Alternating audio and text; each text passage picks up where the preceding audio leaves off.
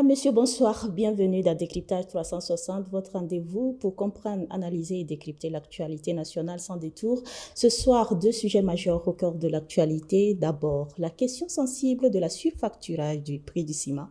Un produit essentiel dont les variations impactent directement le quotidien des Burkinabés.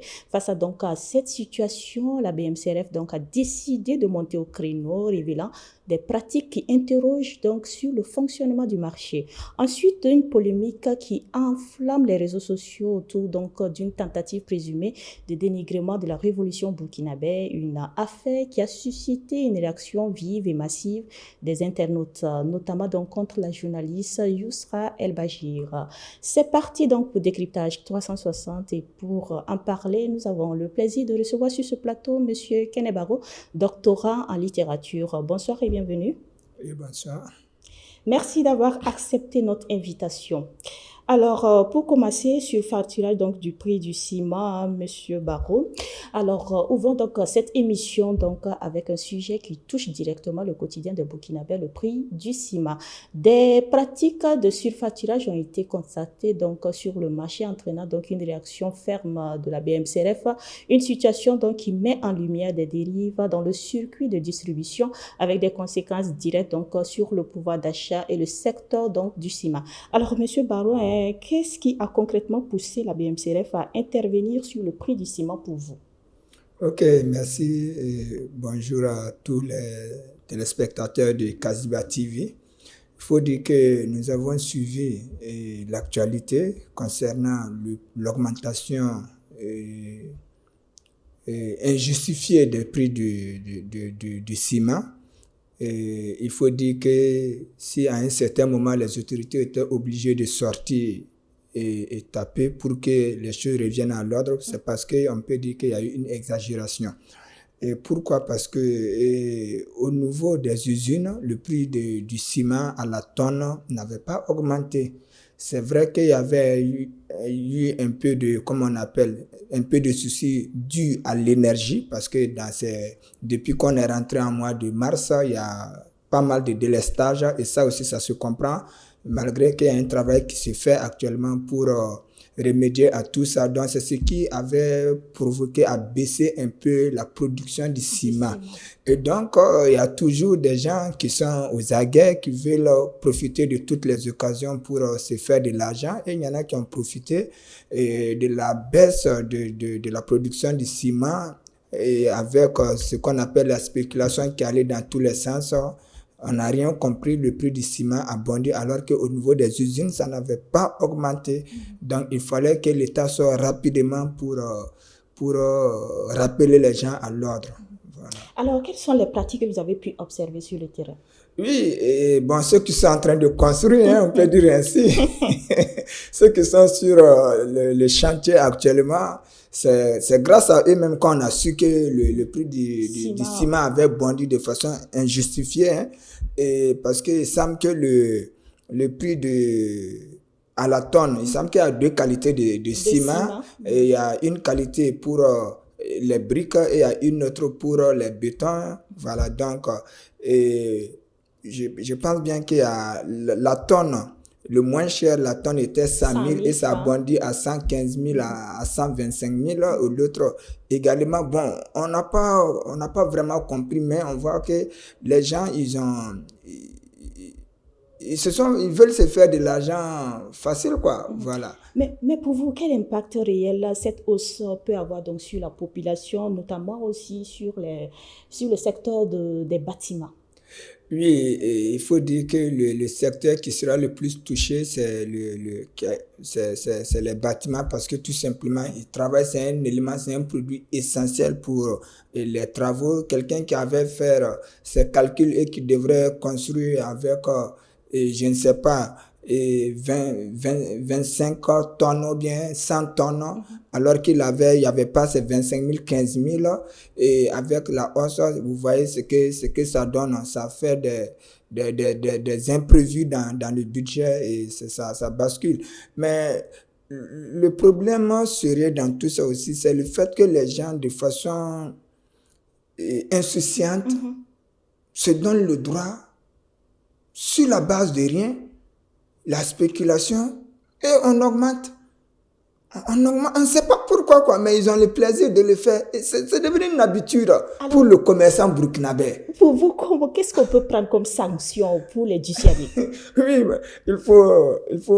Bon, là, ça me rappelle un peu la question des motos. Hein. Vous voyez, le commerçant burkinabé, et même pas seulement burkinabé, le commerçant de façon générale, tant qu'il n'a pas reçu cette formation patriotique et idéologique, quel que soit le pays où il est, c'est un potentiel ennemi du pays. Voilà. Parce que quand Sankara dit un militaire sans formation patriotique et idéologique est un criminel, on peut l'appliquer aussi dans tous les corps. Hein, dans tous les corps. Et regardez un peu nos commerçants. Il suffit d'une petite situation et les prix partent dans tous les sens. Et on voyait que l'autorité à l'époque avait du mal à régler. Et même les questions de motos, c'est vrai qu'on parle des ciments, mais vous avez vu, parce que la question des motos est l'exemple palpable. Des motos comment on appelle, de 500 000, les gens les vendent à 1 million et plus. Et on ne sait pas pourquoi, alors que les taxes n'ont pas aussi augmenté en tant que telles. Ouais, l'autorité était obligée de monter, taper, mais malgré tout ça, c'est une pratique qui a le corps dur. Tout à fait. Voilà. Alors, plus de 100 tonnes de ciment ont été saisies et seront vendues au profit donc, du Fonds de soutien patriotique. Comment jugez-vous donc cette mesure? Dernière question pour terminer avec ce sujet. Oui, je peux dire que c'est une mesure qui est à saluer, mais pour moi, ça reste encore insignifiant. Parce qu'il faut prendre des sanctions, comme en demandant les sanctions, il faut prendre des sanctions qui peuvent dissuader. C'est-à-dire, le problème, c'est quoi? Quelqu'un qui est un distributeur, un revendeur de ciment, qui a un grand magasin, qui s'est donné le plaisir d'augmenter le prix du ciment sans que le prix ne soit augmenté au niveau des usines, il faut que l'État prend, comme on appelle, la sanction d'abord, c'est fermer sa boutique. Et en plus de ça, lui retirer l'autorisation de vendre. Ça veut dire qu'il faut faire des trucs, des sanctions qui dissuadent. Sinon, les questions de sensibilisation, là, les gars, ils savent que c'est pas bon, mais ils le font. C'est un peu comme on dit, il faut sensibiliser quelqu'un pour qu'il porte les casques. Tout le monde sait que quand on porte les casques, c'est pour notre propre protection. Mais tu vas le sensibiliser pourquoi encore? Il le sait, mais c'est de façon délibérée, il le fait de façon, voilà, il le fait avec plaisir. Donc, il faut fermer des boutiques à vie. Ça veut dire qu'il faut empêcher les gens de vendre le ciment. Une fois qu'on va voir que l'État peut prendre la décision de fermer la boutique de quelqu'un où il y a des tonnes et des tonnes de ciment, revendre ça moins cher pour la population et empêcher la personne de vendre du ciment jusqu'à la fin de sa vie, vous allez voir que les gens vont revenir à l'ordre très rapidement. Parce que la sensibilisation, là, non, c'est les sanctions exemplaires. C'est la seule solution. Merci beaucoup donc pour ces éclairages, ce qui nous permet donc de passer à présent au second sujet polémique autour donc de la révolution burkinabé, cap maintenant donc sur les réseaux sociaux, marqué ces derniers jours donc par une vive polémique, des propos attribués donc à Yousra El Bachir, donc perçus comme des critiques envers donc la révolution burkinabé, ont suscité donc une mobilisation rapide et massive des internautes, un épisode donc qui traduit un engagement croissant des citoyens dans la défense donc des valeurs nationales. Alors, Monsieur Barrois, après son entretien donc avec le président, la journaliste donc de Sky TV, dont Yousra El Bachir, est devenu donc très critique sur les réseaux sociaux. Certains parlent même d'une mission. Comment interprétez-vous donc cette perception? Oh, bon, il faut dire que nous sommes dans une guerre de communication. Elle a été envoyée, si on l'a choisie, il faut dire que, comme on appelle, son groupe média ne l'a pas choisi au hasard. Il y a toujours un objectif qu'on veut atteindre et elle est venue pour remplir cette mission. Et notre président le savait très bien. Il savait très bien que tous les journalistes qui étaient là-bas, chacun était venu avec une carte en main. Et elle a joué sa carte. Malheureusement, bon, la carte n'a pas été bien jouée. Elle s'est livrée. Et puis, bon, elle a trouvé un mieux que lui, quoi. Voilà. Alors, son reportage donc de 16 minutes tourné donc dans un quartier précaire et intitulé Au Burkina Faso, un président à vie a beaucoup fait réagir. Selon vous, quel message cherchait-elle à faire passer? Oui, c'est comme ce que je disais. Elle est venue pour une mission. Pour une mission. Elle est venue pour une mission pour vous, c'est quoi la mission? La mission, c'est d'abord quoi? C'est de dire que ce qui se passe au Burkina Faso, c'est de la dictature. C'est d'abord ça. Okay. C'est de la dictature.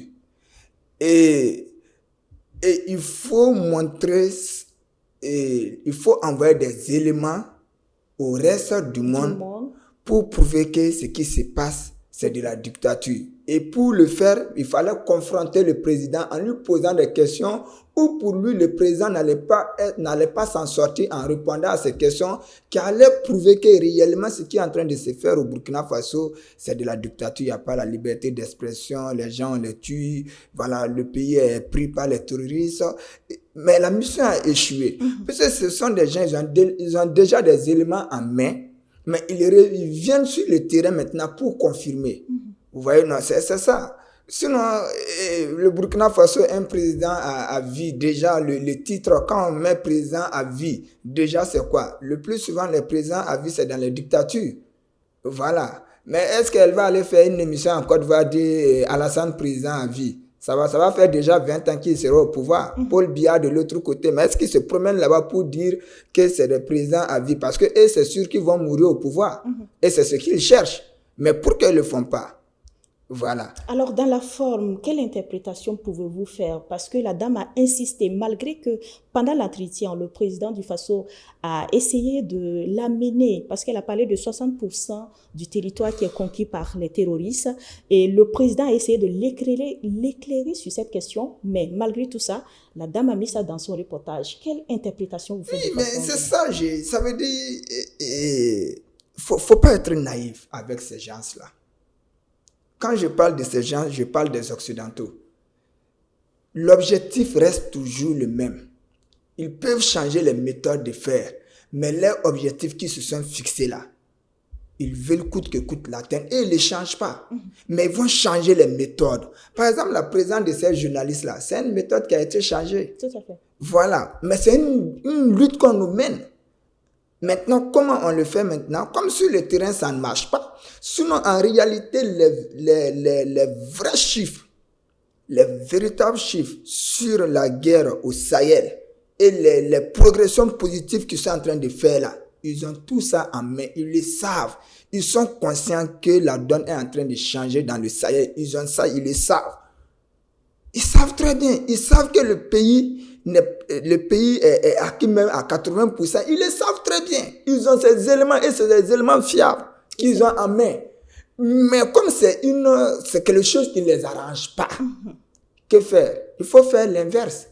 Sinon, une question banale. Un pays qui est contrôlé à 60%, comment on peut lancer un autoroute de 300 km dans un petit pays comme le Burkina? Parce que le Burkina est vraiment très petit. Déjà, si on lance un autoroute de 300 km, bon, ça veut dire quand même que le pays n'est pas contrôlé même à 50%. Alors, après la diffusion du reportage, on a vu la réaction des citoyens, que ce soit au Burkina Faso et partout dans le monde. Alors, quelle interprétation vous faites donc de tout ça? Ça veut dire que le monde n'est plus dupe. Les gens ont compris les jeux. Les gens savent que les méthodes là, c'est comme ça. Ça veut dire, ils viennent avec les médias dire ce qu'ils veulent entendre et faire de la désinformation. C'est vrai que dans le monde, tout le monde n'est pas conscient. Même au Burkina Faso, tout le monde n'est pas conscient des enjeux. Mais ce qui est bien aujourd'hui, c'est que ceux qui sont conscients des enjeux ne les laissent plus le terrain. Voilà, donc ils sont plus seuls sur le terrain. On est nombreux à être sur le terrain. Quand vous dites que c'est ça, non, on dit c'est pas ça. Et on vous apporte les éléments qui sont là. Et partout dans le monde aujourd'hui, les gens ont compris le rôle des médias. Tout le monde sait qu'un média, c'est pas, comment on appelle, c'est pas l'encre, c'est pas la qualité des émissions qui fait payer l'énergie. Mais il y a un monsieur qui est là derrière qui paye l'encre. Du coup, au vu de cette mobilisation, peut-on dire que le capitaine Ibrahim Traoré dépasse aujourd'hui le cadre national en termes donc d'influence et de soutien? Oui, et il faut dire que le président du Faso, c'est l'enfant de Sankara. C'est l'enfant de Sankara. Son papa a été populaire pendant la Révolution et même après la Révolution. Et lui, il est venu, il a pris le flambeau et il marche dans la lumière de son papa. Donc, quand vous prenez ces deux éléments, ces deux acteurs-là, l'un ne peut pas être populaire plus que l'autre. Ils marchent ensemble. Finalement, cette polémique n'a-t-elle pas aussi contribué d'une certaine manière donc à faire davantage connaître la révolution burkinabé à l'international? Oui, aujourd'hui, nous, on est contents hein, parce que moi, souvent même, j'aime dire que, et c'est triste de le dire, mais le terrorisme, je ne veux pas dire que ça a été un mal nécessaire, oui. Mais le terrorisme a été un élément déclencheur pour nous de nous réveiller et d'avoir des gens comme le président du Faso de s'affirmer. Imaginez s'il n'y avait pas ça. On n'allait pas avoir ce président-là. Donc, ils ont voulu nous exterminer à vie. C'est l'effet contraire qui est en train de se produire.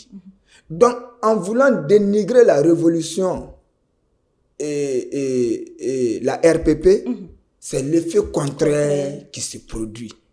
Mais bon, comme ce sont des impérialistes, ce sont des mauvais élèves, ils n'apprennent jamais leurs leçons. Hein. On les chasse, ils reviennent encore. Voilà, mais on les attend toujours parce qu'on est conscient qu'ils vont toujours revenir et revenir et revenir. Donc, on est debout aussi pour les attendre à vie. Ok. Dernière question donc pour refermer les portes de notre émission. Quel enseignement peut-on tirer du rôle des réseaux sociaux dans la défense de l'image du pays? Oui, les réseaux sociaux, c'est vrai que c'est, comme on appelle, c'est deux visages. Hein. Il y a un visage positif, il y a un visage négatif, mais c'est de travailler de telle sorte que le visage positif et nous propulse encore de l'avant et permet au pays d'être connu et, comme on appelle, convaincre encore ceux qui ne sont pas encore dans les rangs de la révolution et de travailler à sensibiliser nos enfants, nos élèves et pratiquement tous les Burkinabés à comprendre que l'élément qu'on tient en main là, c'est un couteau à double tranchant, mais faisons-le de telle sorte que quand ça tranche, que ça ne tranche pas le pays, mais que ça tranche l'ennemi. Merci beaucoup, Monsieur Kenebaro, pour ces éclairages. Je rappelle que vous êtes doctorant en littérature orale. Merci pour votre disponibilité surtout. Merci beaucoup, Valérie. Au terme de ce décryptage, une évidence s'impose. D'un côté, la lutte contre la vie chère et les abus économiques montre un État déterminé à protéger ses citoyens. De l'autre, la réaction sur les réseaux sociaux traduit donc une montée en puissance de la conscience nationale. Deux dynamiques différentes, mais un même fil conducteur, la défense des intérêts du Burkina Faso, aussi bien au plan économique que dans l'espace numérique. Madame, Monsieur, merci de nous avoir suivis. Restez connectés pour un nouveau numéro de Décryptage 360, là où l'information prend tout son sens. Très bonne soirée à toutes et à tous.